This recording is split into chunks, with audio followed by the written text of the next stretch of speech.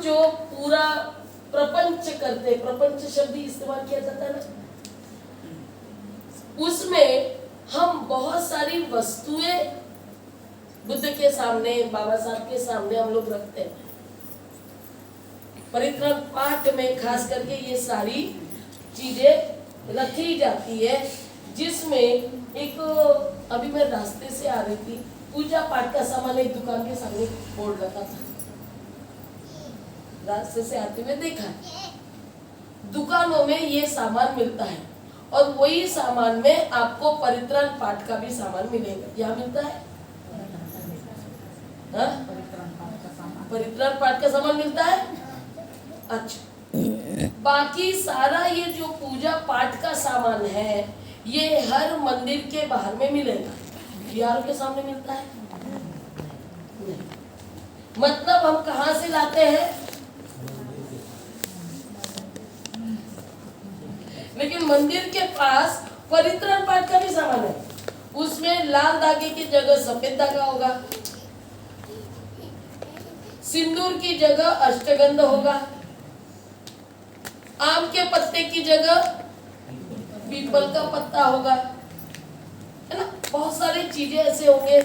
वहां दिया जलाएंगे या मोमबत्ती होगी, वहां धूप होता है या अगरबत्ती होगी। अभी धूप भी आ गया है। ये सारी चीजें हम लोग यहाँ रखते हैं। वहां गंगा जल होगा, यहाँ पे कौन सा जल है? गुलाब जल। घर का पानी है। बुद्ध के सामने आकर वो पानी से जल में परिवर्तित हो जाता है। गलत कह रही हूँ? हमारे अंदर हम जो पानी पीते घर के अंदर में, वही पानी हम भरकर लाते हैं, लेकिन वो पानी को हम पानी नहीं कहते। यहाँ आने के बाद में वो क्या बन जा रहा है? जल। क्यों? मालूम नहीं। समझ में आ रहा है?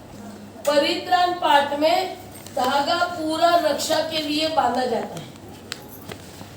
आपको बताओ, ये बहुत इंपॉर्टेंट है। पहले बुद्धिज्म में सीमा की बात है।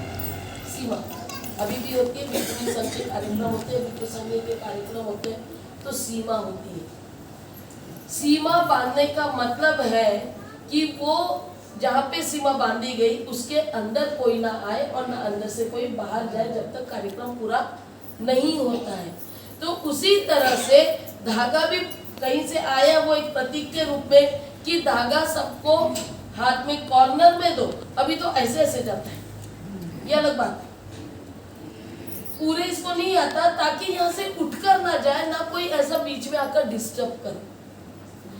समझ में आ रहा है? तो वो सीमा का एक प्रतीक था। आज तो जिस बुद्ध ने कभी अपने हाथ में धागा नहीं पकड़ा, उस मूर्ति के हाथ में धागा पकड़ा देते हैं।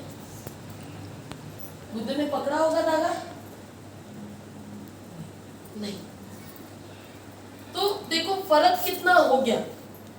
मैं किसी को दोष नहीं दे रही हूँ, प्लीज। ये हम तुलनात्मक अभ्यास के हिसाब से हम लोग बातचीत कर रहे हैं, क्योंकि हमको ये समझना है कि हमारी संस्कृति कैसे बदलते चली जा रही है, और हम समझ नहीं पा रहे क्योंकि इसको समझा नहीं पा रहा है कोई, या फिर उस तरह का वातावरण निर्माण नहीं हो रहा जहाँ पे हम ये समझ सके। तो ये सारी चीजें बुद्ध की शिक्षा को समझने के लिए जरूरी है। ये सारा अगरबत्ती, मोमबत्ती, सपोज नहीं किया, मैं कारण बता रही हूँ, उसका कारण आती हूँ क्यों नहीं बोल रहे हैं। लेकिन अगर मोमबत्ती अगरबत्ती नहीं लगाया, धागा नहीं लगाया, बांधा, या कुछ भी नहीं किया, और बुद्ध की शिक्षा को हमने चर्चा की, तो क्या हमको ज्ञान मिलेगा? बिल्कुल मिलेगा। इसकी जरूरत नहीं है। ओके, अब मैं आपको इसमें आ रही हूँ और बता रही हूँ। विनय पिटक की बात की थी। विनय पिटक के पाराजिक पातिमोक्ष होता है। पातिमोक्ष आपको मालूम होगा, विनय पिटक के भिक्खु और भिक्खुनी के लिए नियम है। नियम में उनके साथ साथ भिक्खु भिक्खुनी ने अगर कोई इस तरह के अपराध किए हो, अपराध समझ में आता है ना, गुनाह, अपराधों की पूरी लिस्ट है, अपराधों की लिस्ट है, और वो अपराधों को बताया गया है, और अगर कोई करता है तो उनके लिए दंड भी लिखा हुआ है। किसमें? पातिमोक्ष में। और ये पातिमोक्ष के पहले पार्ट में, पहला पेज में एक निदान करके है। निदान का अर्थ समझ में आता है क्या होता है?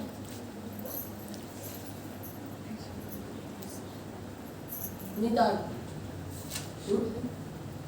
हाँ, डायग्नोस करना, ढूंढना, ठीक है, हमें ढूंढना है, तो वो निदान दिया गया है। और वो निदान में एक घटना बताई गई है बुद्ध के समय से कि ये क्या है, एक पूरा हॉल है, इस हम क्या कर रहे हैं यहाँ पे? सभा। क्या है ये? एकत्रित आकर बैठे हैं, ये सभा है। और सभा कहाँ हो रही है? सभागृह में हो रही है। इस सभा को पाली में उपोषित कहा गया है। एकत्रित आकर बैठने को क्या कहा गया है? उपोषित। तो कहाँ बैठ रहे हैं? उपोषितागार में बैठ रहे हैं। ये हॉल को क्या नाम है? उपोषितागार। अब ये कार्यक्रम पहले करने के पहले आपने हमको कहा कि आप आराम कीजिए, मैं तैयारी करती हूँ, बराबर है? आपने तैयारी क्या क्या की? तो आपने तैयारी करते समय पूरी साफ सफाई की है, उसके बाद में सबके लिए आसन की व्यवस्था की है। जो बाहर से आए हैं वो अगर पैर उनके गंदे या धूप से आ रहे, गर्मी बढ़ रही है, तो पैर को ठंडा करने के लिए या साफ करने के लिए आपने पानी बाहर रखा होगा, बिल्कुल। अंदर आने के लिए पीने का पानी दिया होगा, बिल्कुल। यानी ये सारी बातें हो चुकी। यही बात उपोषितागार का ध्यान रखने वाले जो भिक्षु संघ या भिक्षुनी संघ थे, वो ये सब तैयारी करते थे जब बाहर के भिक्षु या भिक्षुनी उसके लिए आते थे, ठीक है। अब वो आए, यहाँ आने के बाद में, आने के पहले सीनियर भिक्षु जो ध्यान रखता है वो अपने जूनियर भिक्षु से पूछता है, आप उस क्या आपने उपोषितागार की साफ सफाई की है? ठीक है, से पढ़ रही बता रही हूँ आपसे, क्या आपने उपोषितागार की साफ सफाई की है? बोलता हाँ बनते, मैंने साफ सफाई कर ली है। दूसरा प्रश्न पूछते हैं, आबूस क्या आपने आसन बिछाया है? बोलते हाँ बनते, मैंने आसन बिछा लिया है। फिर बोलते आबूस क्या आपने पानी की व्यवस्था की है?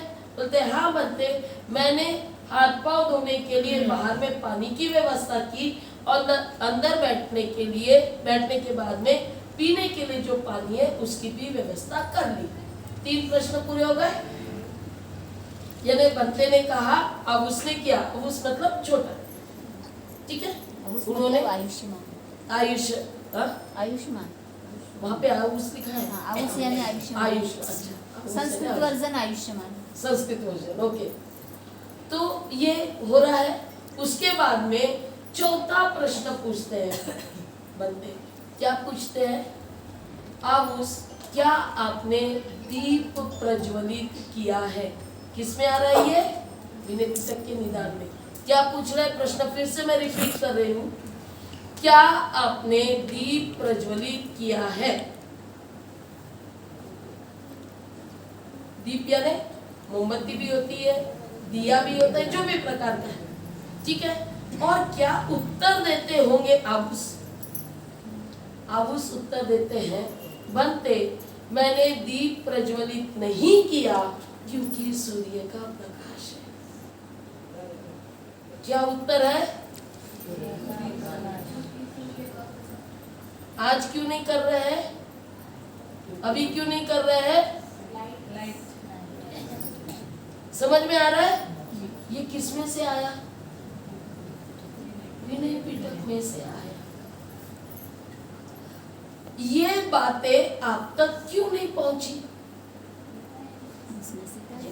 इसके पीछे कारण हो सकता है कि विनय पिटक सबको पढ़ने को मिला नहीं, या मिला हो तो पढ़ा नहीं। और पढ़ा हो तो समझा नहीं, और समझ भी गया हो तो हमारे उपासक उपासिका लगाए बगैर मानते नहीं है ना। और अभी गायब है, हम्म? अभी गायब है बिना पिटक में। हाँ, विनय पिटक में से तो गायब भी कर दिया, इंग्लिश वाले में से इसमें से चैप्टर ही गायब, मतलब वो पेज है एक, वो गायब भी कर दिया। ऐसे ही गायब भंते होता चला जी, गया। विपश्यना विशोधन विन्यास ने जो त्रिपिटक डाला है इंटरनेट पर, उसमें भी उसमें भी नहीं है। नहीं है। जो राहुल सांस्कृत्यान ने दिया है ना, उसी में है।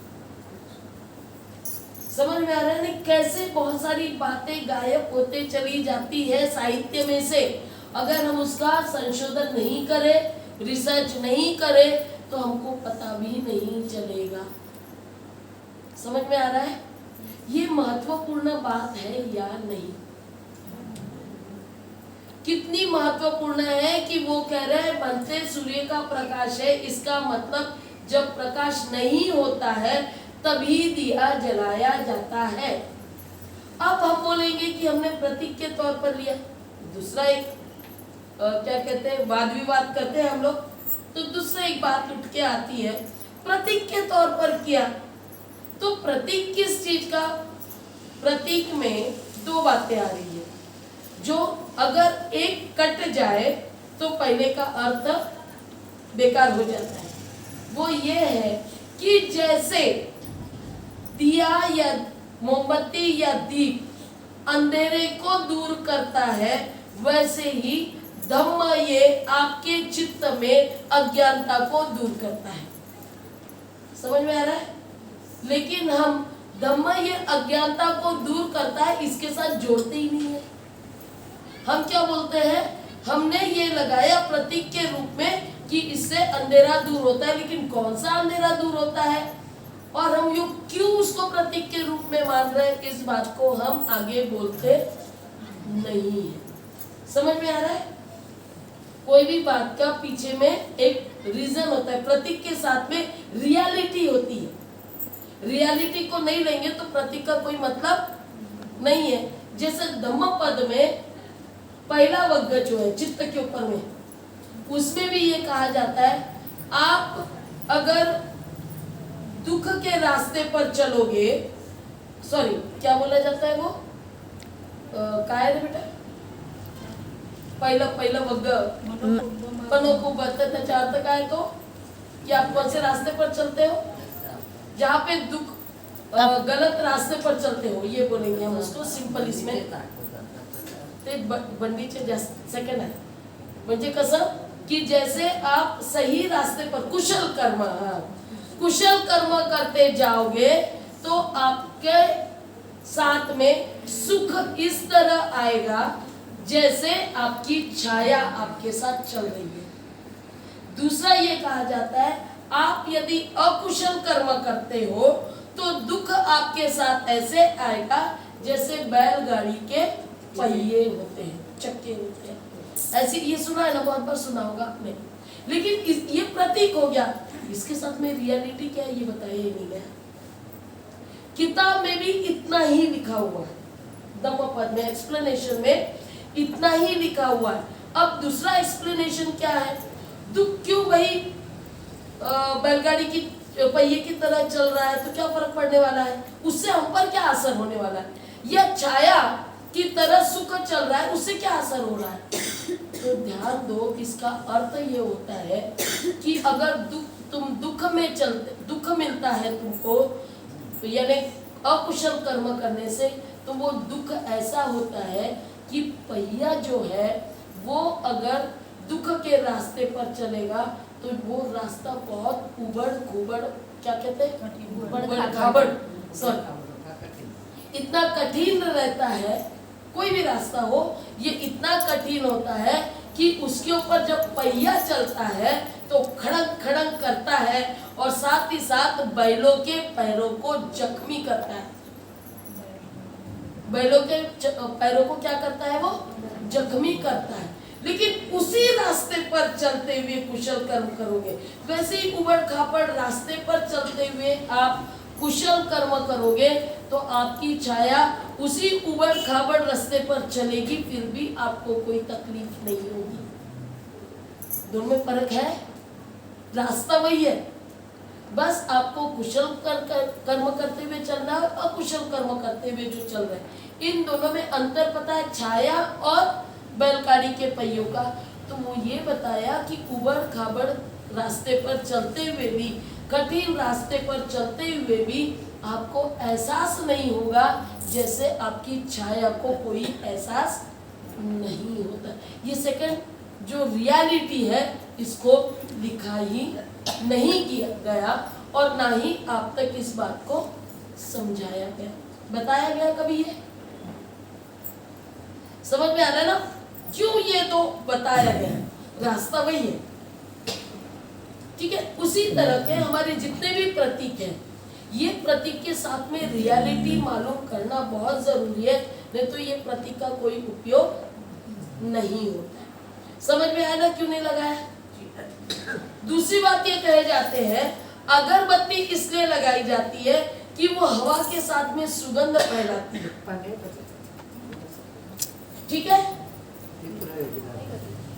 हवा के साथ में सुगंध फैलाने का मतलब ये हुआ, बिल्कुल सही बात कह रहे हैं, लेकिन क्या ये पता चलता है कि हवा जिधर रहेगी उधर ही जाएगा, सुगंध किधर जाएगा, हवा जिधर जाएगी उधर जाएगी। और धम्म क्या बोलता है, धम्म का सुगंध कहाँ जाएगा, धम्म जानोगे तो चारों तरफ जाएगा, इसलिए अगरबत्ती से तो तुलना हो ही नहीं सकती। समझ में आ रहा है ना, अगरबत्ती का धुआं हवा के साइड में जाएगा, लेकिन धम्म की सुगंध जो है वो चारों तरफ जाएगी। अगर आप उसको समझोगे तो चारों तरफ धम्म का प्रचार होगा। कितना फर्क है, तो उसको भी हम प्रतीक के रूप में ले नहीं सकते। धागे की बात में जानबूझकर पहले यही बातें ले रही हूँ क्योंकि ये पहले निकलना बहुत जरूरी है। दूसरे आते हैं धागे की बात पर। सीमा का तो एक मैंने बता दिया, लेकिन अभी हम वो इस्तेमाल नहीं कर पाते, सीमा के तौर पे इस्तेमाल नहीं कर पाते, अभी हम उसको रक्षा के तौर पर ले रहे। अगर मैंने यहाँ पे आपको बुला लिया, आ जाओ धागा बांध देते, तो कितने लोग आएंगे, सभी आएंगे, है ना। लेकिन किसी में ये हिम्मत नहीं होगी पूछने की, बनते जी धागा बांधने से हमारे जीवन में क्या परिवर्तन आएगा। आना चाहिए ये प्रश्न या नहीं आना चाहिए। किसी ने बोला कुएं में कूदो तो कूद जाओगे, तो भी उसके पीछे कारण होना चाहिए जो आपका हित में हो। धम्म में जो भी बताया जाता है वो कैसे होना चाहिए, हित में होना चाहिए। अब धागा बांधने से क्या हित हो रहा है, कोई हित हो रहा है, उल्टा नुकसान हो रहा है। कैसा नुकसान हो रहा है ना, क्योंकि आप देखो आपके कपड़े ये धागे से बने हुए हैं, तो ये धागों के कपड़े आपकी सुरक्षा कर रहे हैं या नहीं, सुरक्षा कर रहे हैं। फिर भी इन कपड़ों को आप रोज धोते हो और सुखाते हो, क्यों। अगर धोए नहीं तो क्या होगा, सुखाएंगे नहीं तो क्या होगा, धोए नहीं तो खराब हो जाएंगे, और सुखाए नहीं तो गीले रहेंगे तो क्या होगा, बदबू आएगी, है ना, उसमें और जर्म्स आ जाएंगे, ठीक है। तो हम लोग पूरा कपड़े निकाल कर सुखाते हैं, दूसरे कपड़े पहन लेते हैं, वो निकाल कर हम धोते हैं, सुखाते हैं। और हमारे लोग कहते हैं नहीं धागे ना अपन धुतो भी, सावधान। यानी क्या कर रहे हैं कि इस धागे को हम धो जरूर रहे हैं, लेकिन सुखा रहे क्या नहीं। तो वो क्या हो रहा है, वो उसी के अंदर सूख रहा है। जैसे बारिश में कपड़े सूखते नहीं, आप अंदर रख दोगे वो अपने आप अंदर सूख जाएगा, लेकिन बदबू होगा। वैसे ही हमारे हाथ का धागा वहीं के अंदर, आप 2 दिन के बाद में धागे को हाथ लगा कर देखो, बहुत कड़क हो जाएगा। क्योंकि वो धागा कैसे होता है, 2-3 इसको करके, वो नहीं ऐसे ऐसे करके बांधते हैं, बड़े स्टाइल होती है, हाँ, वो ऐसे करके बांधते हैं, फिर उसको और ऊपर से 3 करते हैं, मतलब 9 और उसके हाथ को घुमाते हैं और वो अलग अलग होते हैं। बाद में वो एक हो जाता है, किसकी वजह से, की वजह से, कीटाणु की वजह से। उसके अंदर आप रोज नहाते हो तो आपका शरीर का मैल और साबुन उसके अंदर फंस कर उसको कड़ा कर देता है, और जहाँ पे गीलापन होता है वहाँ पे जंतु का वास होता है, उनका जन्म होता है वहाँ पे, है ना। तो उससे हम क्या हो रहा है हमारे हाथ में, हम जर्म्स को पाल रहे हैं। तो ये नुकसान है या फायदा है? तो हम लोगों ने बांधना चाहिए पक्का।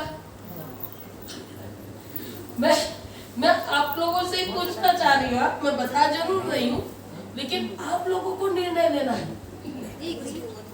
निर्णय किसको लेना है? आपको। बुद्ध भी बोलते थे मैं सबको बताऊंगा तो लोग मेरा सुनेंगे क्या? बुद्धत्व प्राप्ति के बाद में बुद्ध के मन में आता है, अरे मुझे जो ज्ञान मिला है ये ज्ञान बताऊंगा तो कितने लोग सुनेंगे? बड़ा प्रश्न होता है। फिर क्या बोलते हैं, अरे जो सुनेंगे वो सुनेंगे, जिनको नहीं सुना होगा वो नहीं सुनेंगे। लेकिन वो बताना बंद नहीं करते। वैसे हम बताना बंद नहीं करेंगे, जिसको सुनना है वो सुने, जिसको नहीं सुनना है वो पहले वाला अपना अकुशल कर्म करते हैं। अब ये है लोटा के बारे में आते हैं। क्यों था ये? पहले कहते थे कि आपने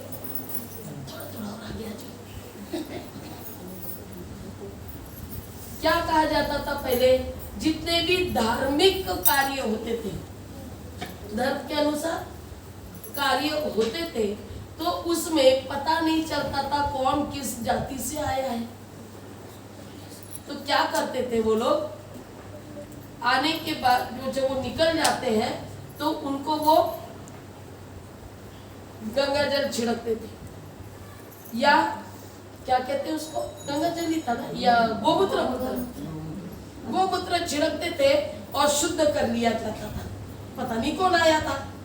वैसे ही वो कहते हैं कि अगर आपने पाप किया है, अब गंगा नहाने तो जाओगे नहीं, तो थोड़ा थोड़ा गंगा जल पियो, एक एक चम्मच, कम से कम आपने जो पाप किया है वो खत्म हो जाए, धुल जाएगा।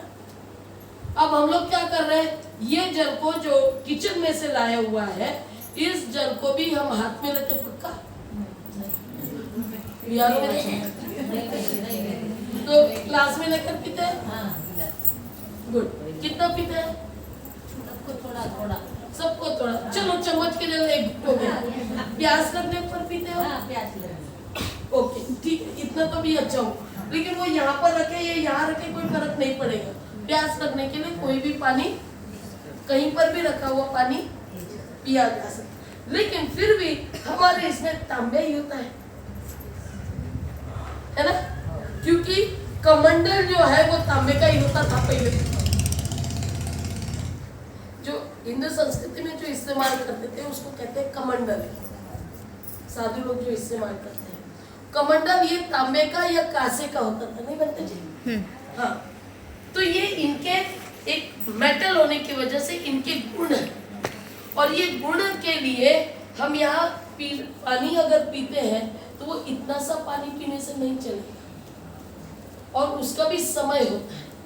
तांबे का पानी सुबह सुबह उठकर पीना पड़ता है, वो यहाँ रखे रहे या अंदर रखे रहे कोई फर्क नहीं पड़ता, उसका गुण जो है वो कार्य करेगा और आपको फायदा पहुंचाएगा। क्या फायदा पहुंचाएगा आप सब जानते हो। सुबह पानी पीने से क्या होता है, तांबे वाला एक लेयर तैयार होता है ना, कॉपर आपके शरीर में जाता है और उसकी वजह से आपको फायदा होता है। ठीक है, तो इसका ये महत्व है। अब क्या है, दूसरा और एक आता है पत्ते। कौन सा आता है? पीपल के पत्ते तोड़कर लाते हैं, बहुत से लोग तोड़कर लाते हैं। और पीपल के पत्तों की खासियत क्या है? कौन से पत्ते तोड़ के लाते? ज्यादातर नहीं, हरे पत्ते। हाँ, जो बहुत हरे होंगे वो ज्यादा, जो ज्यादा हरे ताजे है ना, सूखे हुए पत्ते नहीं तोड़ते हैं। अब ये पत्तों की खासियत क्या है, खास करके पीपल के पत्तों की खासियत क्या है? हरे हरे पत्तों की, यस, फोटोसिंथेसिस होता है, ऑक्सीजन देता है। और आप क्या कर रहे हो? ऑक्सीजन निर्माण करने का जो यंत्र है उसी को नष्ट कर रहे हैं। समझ में आ रहा है? कितने हम विज्ञान के विरोध में जाकर कार्य कर रहे हैं। समझ में आ रहा है?